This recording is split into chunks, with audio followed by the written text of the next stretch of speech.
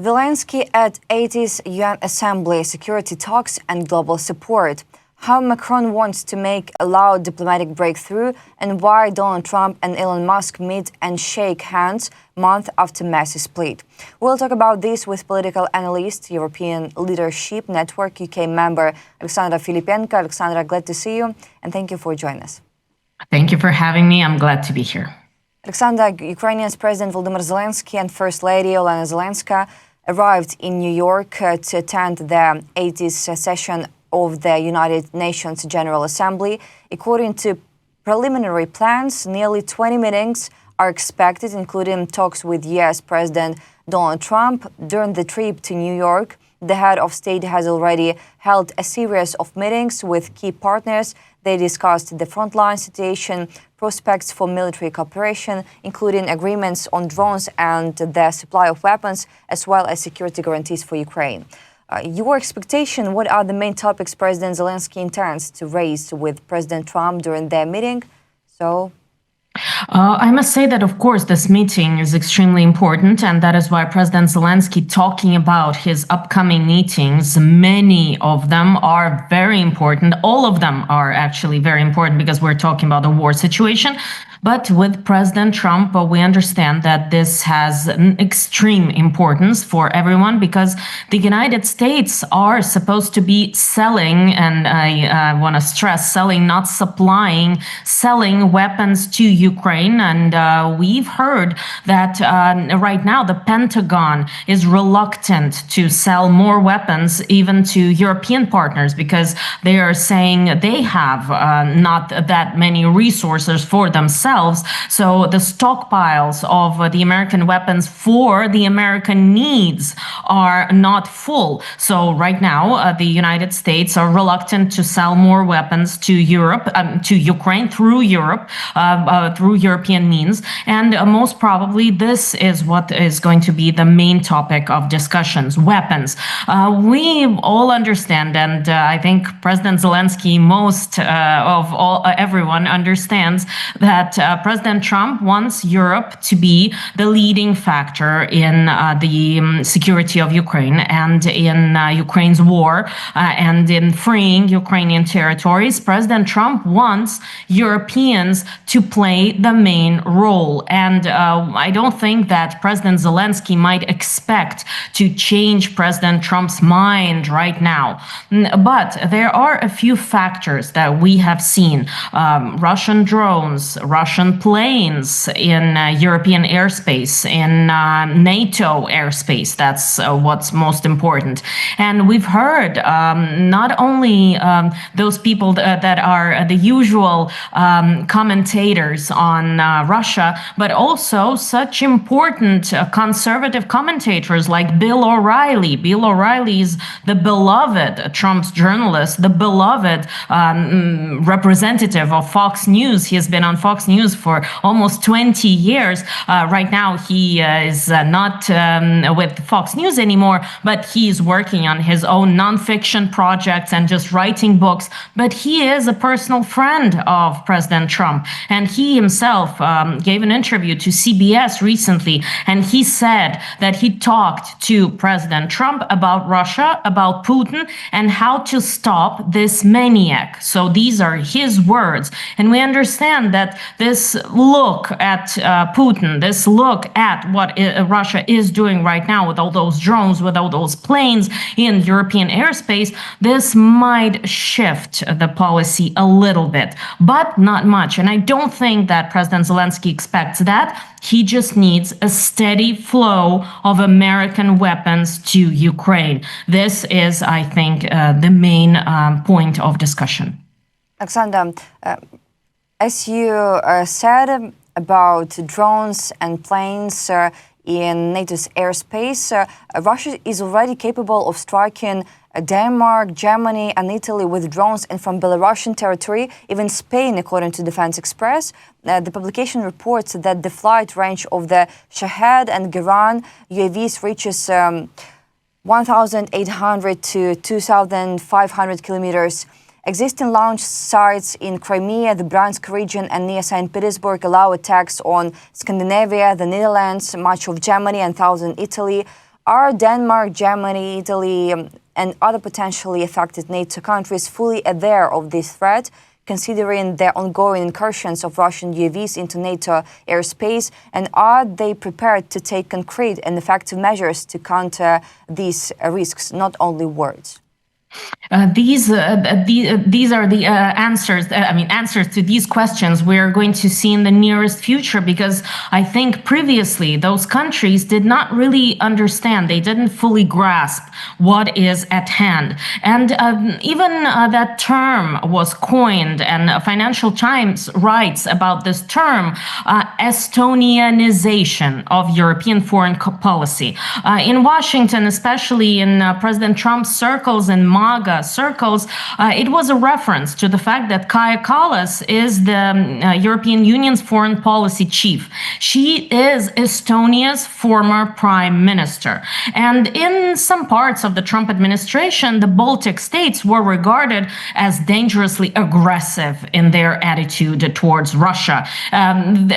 President Trump's surroundings and MAGA Trumpists and MAGA Republicans were saying that the Baltic states were very ideological in their opposition to Russia. They were not diplomatic. They were not coming from diplomacy. They were not coming from the needs. They were just ideological. That's why there was this term, Estonianization of European foreign policy.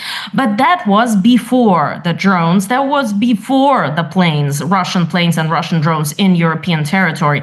Because other countries, the countries that are further from the border with Russia, were considered to be more level-headed, let's say, only because they didn't realize what was at hand. They thought that, oh, this is so far away, this border is so far away. But right now, with modern technology, with all those drones, that are way cheaper than rockets that can take them out of the sky, these drones that can be flown into European airspace and maybe even not seen, or sometimes even planes, because if we look at Russian military planes that for 12 minutes were in Estonian airspace. This is all quite scary, because talking about a military fighter planes, of course, 12 minutes is a lot of time.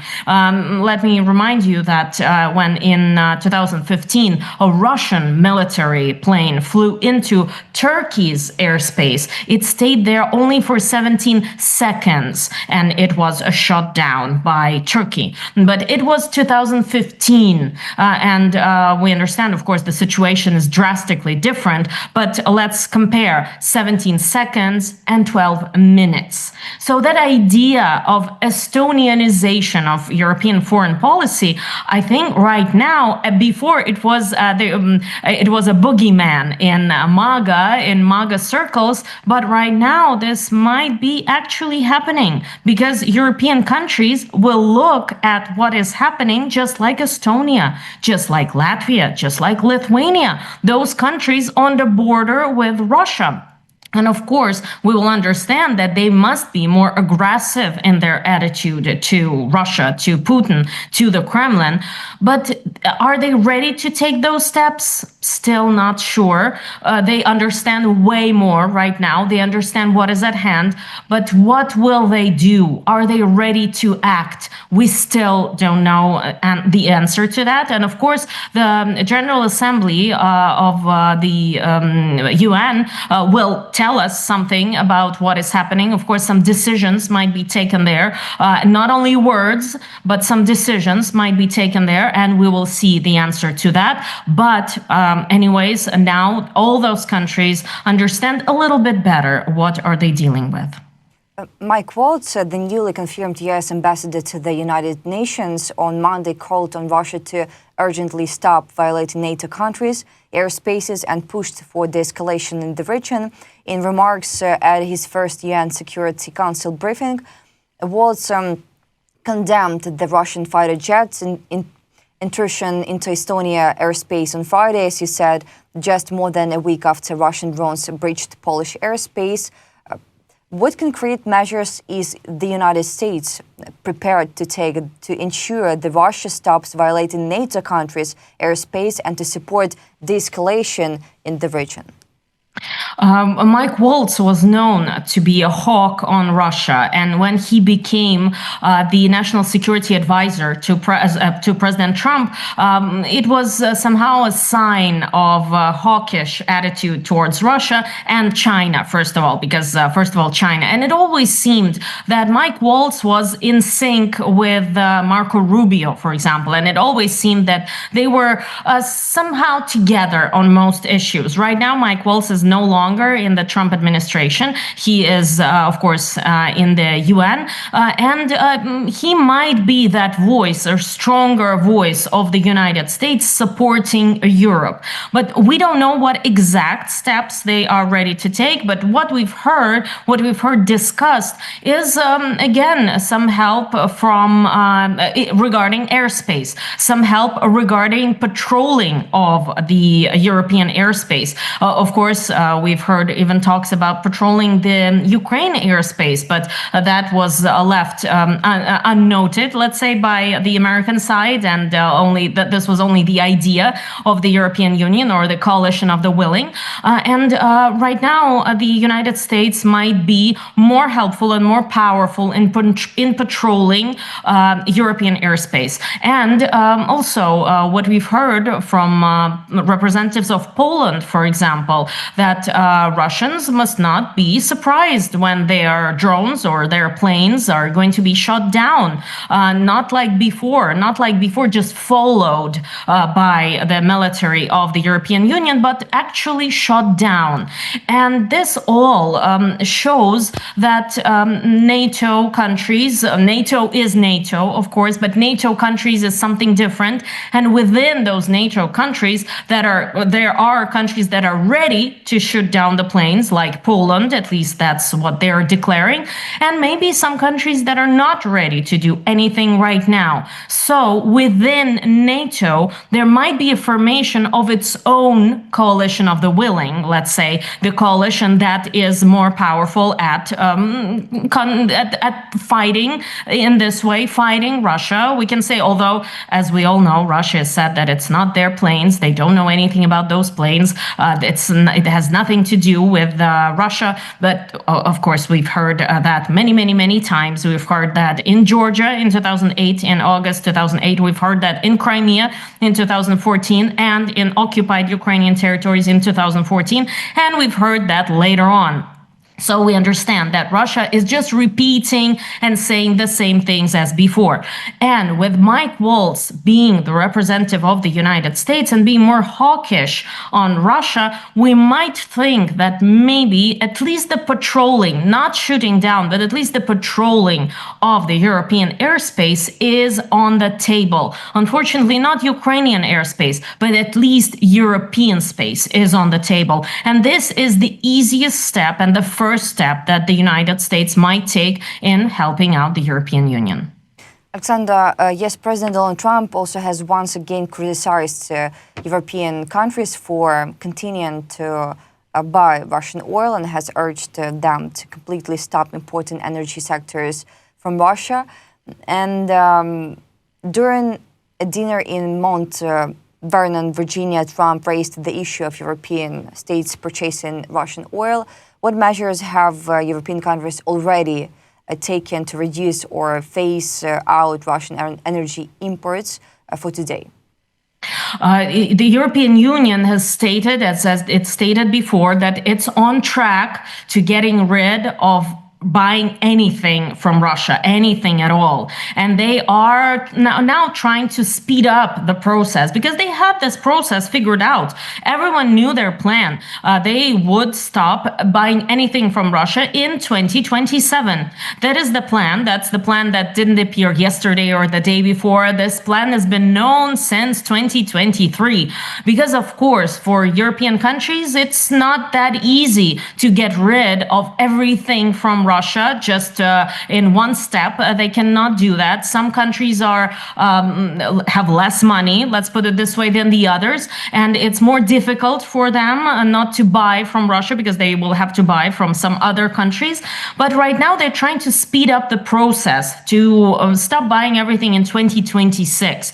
But I must say that President Trump himself got a very, I would say, unpleasant or uncomfortable or somehow even embarrassing question. He was asked by a journalist on his way from Arizona. The journalist asked why President Trump called on the EU to stop buying Russian oil while the US imported almost $800 million worth of uranium and plutonium from Russia in only just 8 months. That's 100 million more than last year. So that's a little bit it a little bit contradicts what President Trump is asking, because 750 million more and 100 million more than the Biden administration. How can President Trump ask to stop buying Russian oil or Russian resources if the United States are doing this? How can it be happening? President Trump didn't want to answer this question. He asked the Minister of the Interior to answer this question, and he basically said that yes, about 12% of uranium imports in 2024 came from Russia. And they just cannot stop importing it right now because in the 90s, the United States eliminated its domestic uranium enrichment capacity, and they just turned to Russia on that. So the United States themselves are buying uranium, plutonium, and other resources from Russia. So President Trump is now battling with those questions. And it seems that after getting this question from a journalist, he is not mentioning the European Union buying Russian resources anymore. Maybe we will see that today at the General Assembly. Maybe we will see Trump talking about that.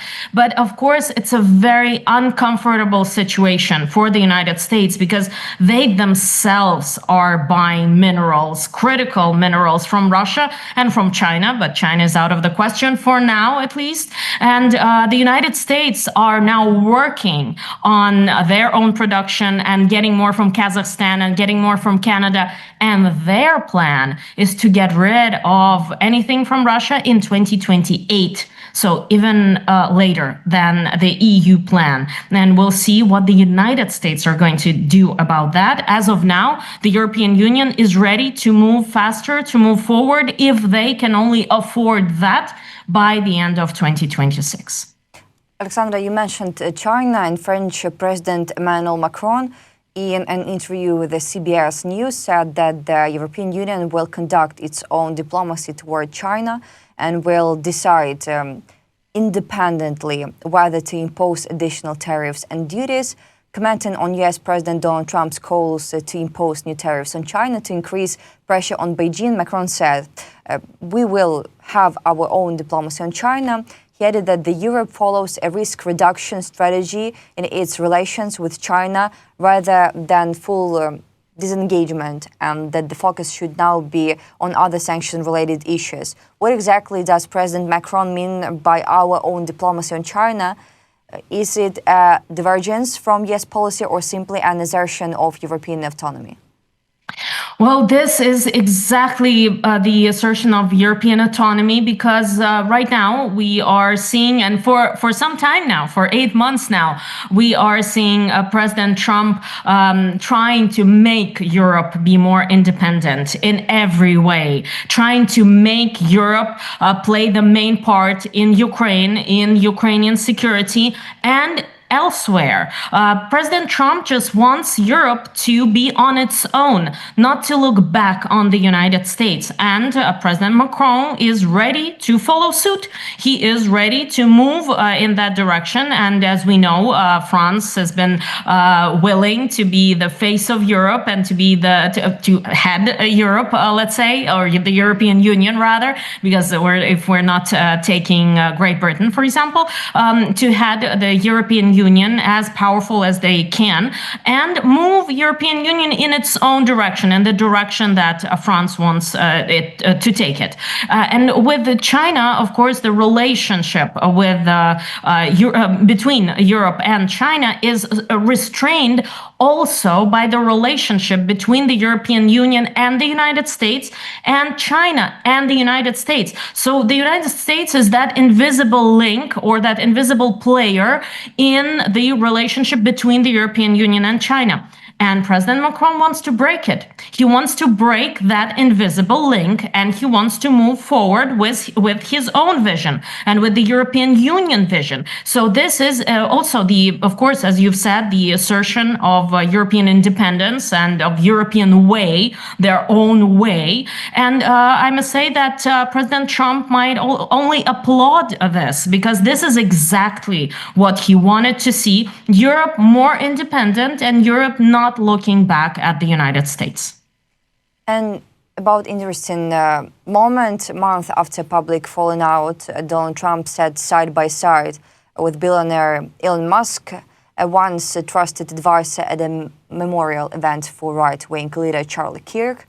Trump chatted in a manner that appeared friendly with Musk, who once led the Republican so-called Dodge, which took a hatchet to the U.S. federal workforce and agencies when the Republican took office for his second term. This marks the first public encounter between Trump and Musk since Musk resigned from his position as a special government employee under tense circumstances. How significant is this first public appearance of Donald Trump and Elon Musk together since their falling out? How are Republicans and Democrats likely to interpret this display of cordiality? Well, I must say that this is just in time to start the campaigns of the Republicans, of MAGA Republicans, of course, and sponsor them before the midterm elections, because the midterm elections are in November 2026, and by the end of this autumn, or at least in winter, of course, the American politicians that are going to be to try to be re-elected or elected to the House or Senate, they will start their campaigns. They need to start their campaigns. Senators a bit earlier and the congressmen a bit later, because I must remind you that in the midterm elections, the 1/3 of senators every 2 years is being re-elected, and the whole House of Representatives is being re-elected every 2 years. This happens every 2 years. So, of course, Donald Trump needs Elon Musk's financial support, not for himself, but for his party, but not just any member of his party, MAGA representatives of his party. And Elon Musk, as we all remember, was flirting with the idea of a third party, or maybe sponsoring anyone, any representative who is not a MAGA Republican. So any Republican who is not a MAGA Republican, Donald Trump definitely didn't like that. Oh no, Donald Trump and MAGA Republicans, they need Elon Musk, and they need Elon Musk's finances to win, and they need him for the midterm elections. So this is an important sign, I think. We will see if Elon Musk is actually back in President Trump's circle, as President Trump said to Elon Musk. And of course, Leap readers saw that, and you can vividly see it in the video. Donald Trump said, "I missed you," to Elon Musk. So maybe if President Trump actually missed Elon Musk, maybe Musk will be back to Donald Trump's circle. And for Elon Musk, when he sat shoulder to shoulder with Donald Trump, you could just see Tesla shares rising. And they rose in price just before our eyes. They rose in price for almost 2% in just a few hours after those photographs and videos were posted. So also for Elon Musk, this is a bonus. This is a big plus. We will see if anything comes out of it, but this is just in time for the elections, just in time for the midterms, just in time to start sponsoring MAGA Republicans for the midterm election coming up in November 2026. Alexandra, thank you so much for your thoughts. I'm very glad to see you again, and need to say that political analyst, European Leadership Network UK member Alexandra Filippenko was with us today. I wish you all the best and see you.